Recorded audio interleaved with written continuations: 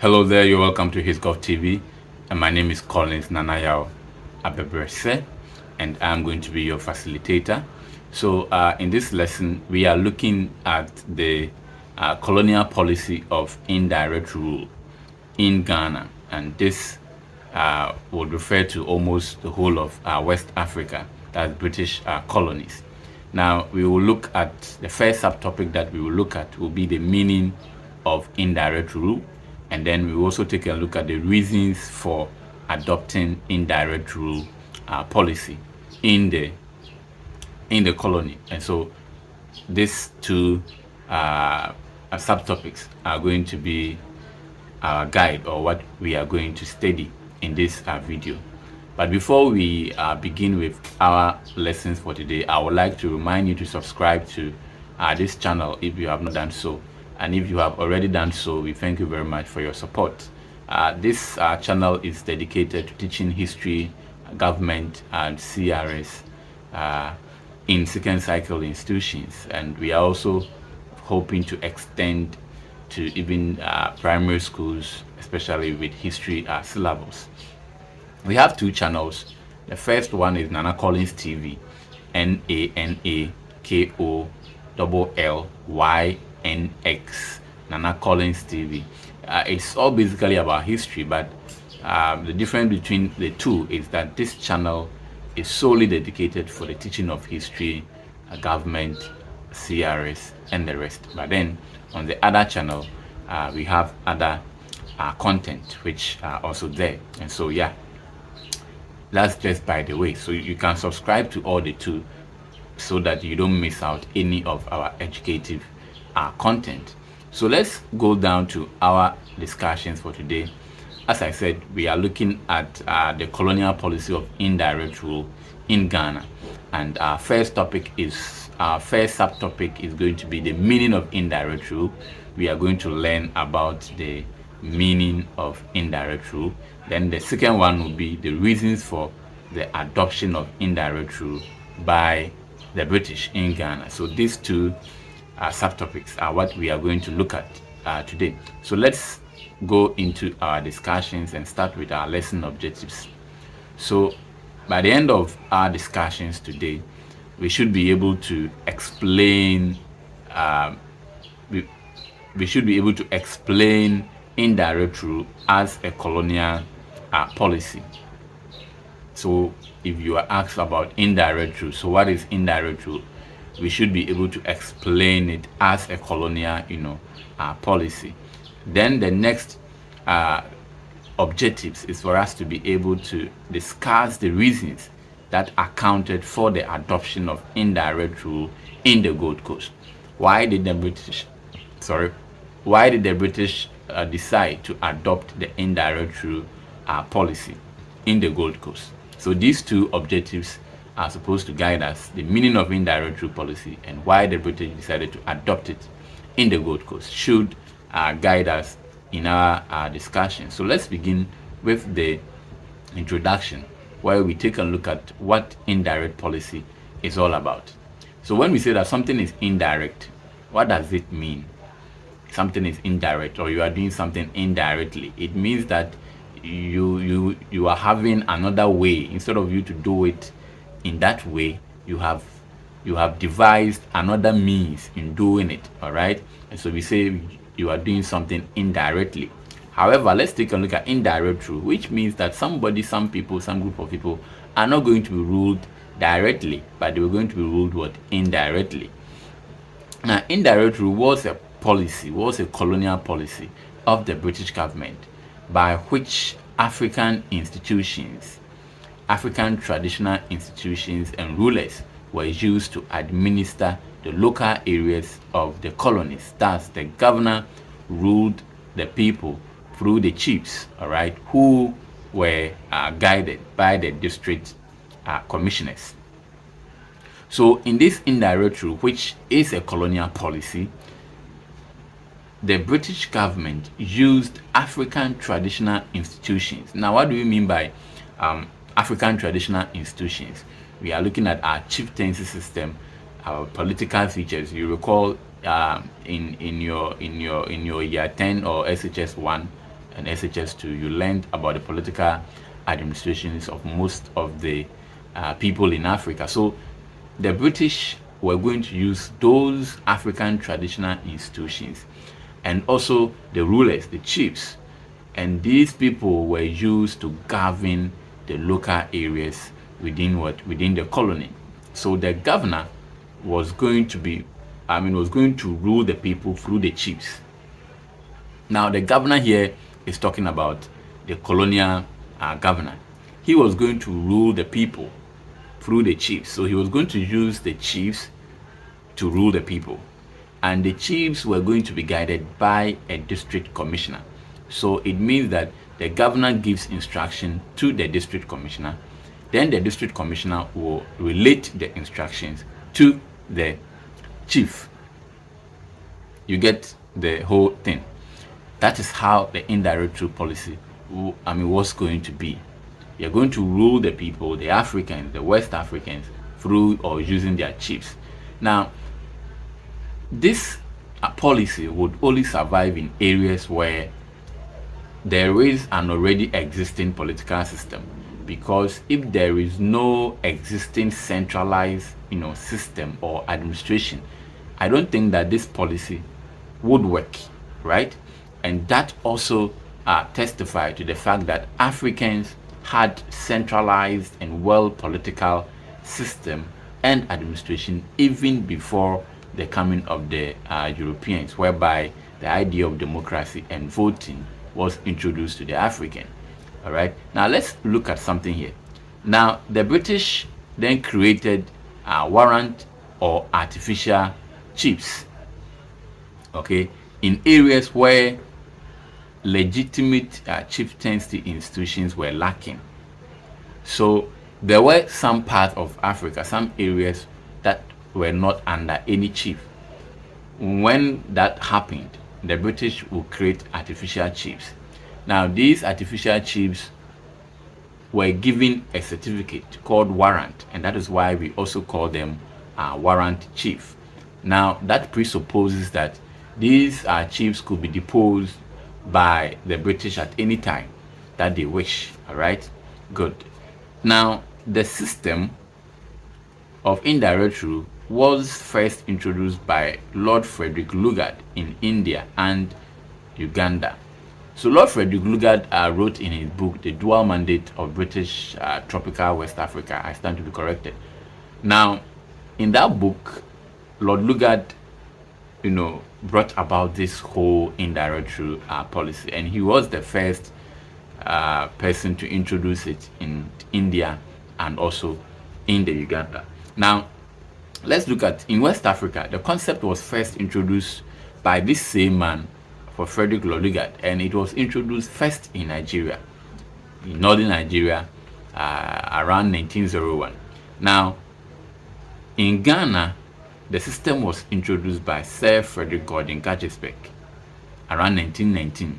All right, so it was introduced into northern Nigeria in 1901 when Frederick Lugard became a governor in Nigeria. But in Ghana, or in the Gold Coast, it was introduced to the Gold Coast by Sir Frederick Gordon Guggisberg, who ruled between 1919 to 1927, and that even accounted for the reason why in 1925, if you could recall, when we were looking at the constitutional developments in the Gold Coast. And by the way, if you want to get videos on the constitutional development in the Gold Coast from 1916, the Clifford Constitution, up to 1992, we have all those constitutions on the page. You can check that either here or on Nana Collins TV. Now when you remember, if you recall that constitution, you remember that Sir Frederick Gordon Guggisberg, in the Guggisberg Constitution of 1925 of the Gold Coast, created the Provincial Council of Chiefs, the PCC. You recall the Provincial Council of Chiefs, where he gave them quite a number of seats as compared to the educated elite, and the educated elite were really not they did not agree or they opposed that idea And if you also want to look at why the educated elite opposed that idea, there is a video there you can also check through our playlist. So now let's move on to why the British adopted the indirect rule, system. Why was it adopted by the British?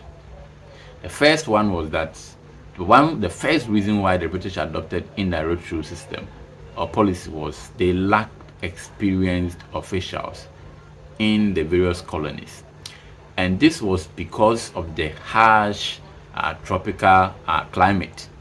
Now, the British could not obtain the required manpower for direct administration because of the harsh weather for condition in West Africa. Most of the governors as well as the missionaries who arrived in the Gold Coast died, shortly after arrival. Why? Because of the climate. There was a lot of mosquitoes around, the sun was too much, the weather, of course, the weather was too, hot. And so most of the missionaries who arrived died days upon arrival. Some of them, Thomas Beach Freeman's wife died, some days after arrival. So that gave the white impression, or the Europeans or the British impression, that going to this place is amount to death because you certainly die. So a lot of the British officials were not willing to come to the Gold Coast to work in the colonial administration. All right. And so because of that, the Europeans even described West Africa as the white man's, grave, because of the prevalence of mosquito, which gave them malaria. All right. So they even termed here as the white man's grave, because when you come, you certainly die. And it's quite interesting that even today they still have that kind of notion about Africa, where some of them even think that we still live in jungles, but hey, that is not true. All right. Now let's take a look at the next reason why the indirect rule policy was introduced. There was also inadequate financial resources. The issue of insufficient imperial funds to administer the colonies directly also made the British to adopt the policy of indirect rule.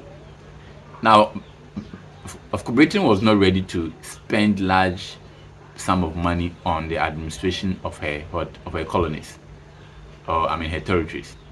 The money given to the British colonial administration to administer Ghana, for example, was a little of £40,000 per annum. So the British imperial power in UK was not willing to spend money in the administration of their colonies overseas. So what would they do? Then the governors within the various colonies had to find ways and means to get money, and therefore they felt that the people should bear a greater cost. If they adopt the indirect rule policy, it was going to reduce cost. Why? Because the chiefs were going to do everything that they wanted them to do, instead of employing a British official to do that work. All right.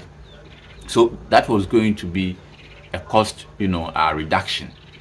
Okay, and that would not be that too much for them. Don't also forget that the chiefs who were used to administer the people were not paid. Okay, it was a free job, they were not paid.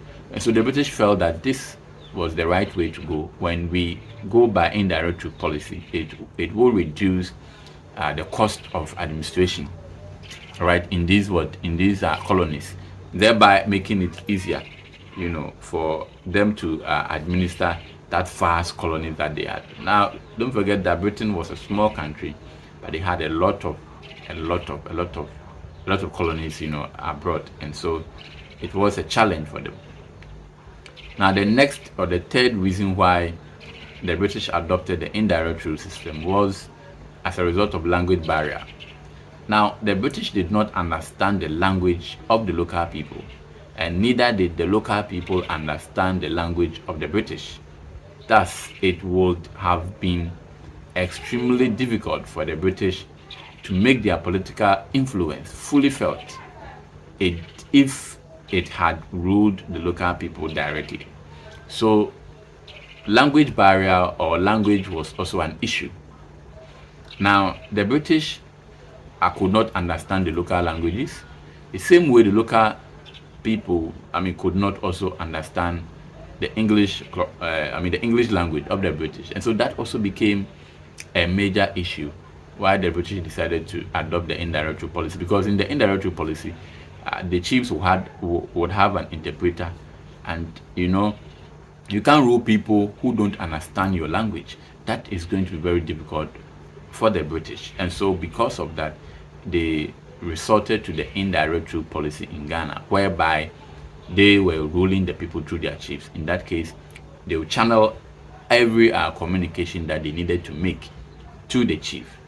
All right, good. Now let's move on to the last part one. Another reason why the British also adopted indirect rule policy was that there was an existence of effective political institution. As I earlier indicated in our introduction, this indirect rule policy can only work in areas where there was an already existing political system or centralized system. And so because the African had that kind of centralized system, for instance, when you look at the people of the Asante Kingdom, for instance, they had the Asantehene, who was the overlord of all the Asante states. Under the Asantehene were for paramount chiefs. Under the paramount chiefs were the subdivisional chiefs called Council of Elders. So there was a whole brand of political system which was already in place. And so when the British saw that, oh, these people already acknowledge Mr. A as a king and he wields all power, why don't we just ride on that political institution? And don't forget, there were also all the things that they needed. Collection of taxes, everything was within the traditional political system. And so they felt that there was no need to destroy or to change that narratives. Let the people be ruled by their own chiefs. Let's not destroy it. Let's ride on that, and in that way we can be able to rule them easily. Now bear in mind that this was a good idea because it helped to maintain our African our traditional or chieftaincy institutions. All right, unlike in French West Africa where they adopted the direct rule, and so they kicked out the whole of this whole chiefs, whatever. But one failure or fault with this about the British was that now the chiefs were now going to get their power, or their powers were now going to come from the British, unlike initially where the chiefs the power of the chiefs emanated from the people. The people gave him the mandate. Here it is going to change because the British, or the chief, was going to be loyal to the British and he could be deposed. So that was also some reason. But all that we are trying to say is that because there was an existence of effective political system or institution, it gave the British that green light to ride on that and to also introduce the policy of what indirect rule in the Gold Coast. Now let's take a look at the last one. There was also an effective tax system. There was also an effective tax system. There was an effective tax system. Now indirect rule was adopted because of the existence of effective tax system. The traditional societies had well organized a system of tax regime through which people were levied, and proceeds collected from the people were safely kept at the treasuries. With this system of tax regime in place, the British got convinced that no obstacles would be encountered if they introduced any form of tax system to finance local administration. So our local chiefs or traditional rulers already were collecting taxes that they call lampo. Now, and so the British felt that this point is almost linked to the last one that we just talked about, where there was an existing political system. here there was an effective tax system, which was also part of the political administration of the people. And so once again, the British felt that there was no need to change that, narrative. Let the people pay the taxes to their chiefs, and we will collect them. The chiefs will in turn pay them to the treasuries, and the British will get that money. So that is all that we can talk about with regards to the reasons for adopting indirect rule in the Gold Coast. I know there are other points that you can check out for yourself. So yeah, it's been a very interesting lesson. This is what do you call it, a try work, so you can try your hand on this work. He said identify any three reasons why the British adopted the indirect rule policy in the Gold Coast. You should be able to identify and explain. Good. So it's been very, very interesting discussions. Do not forget to share the link of this video, subscribe, share to friends, like and comment. Have a nice day, and thanks for watching. Bye bye.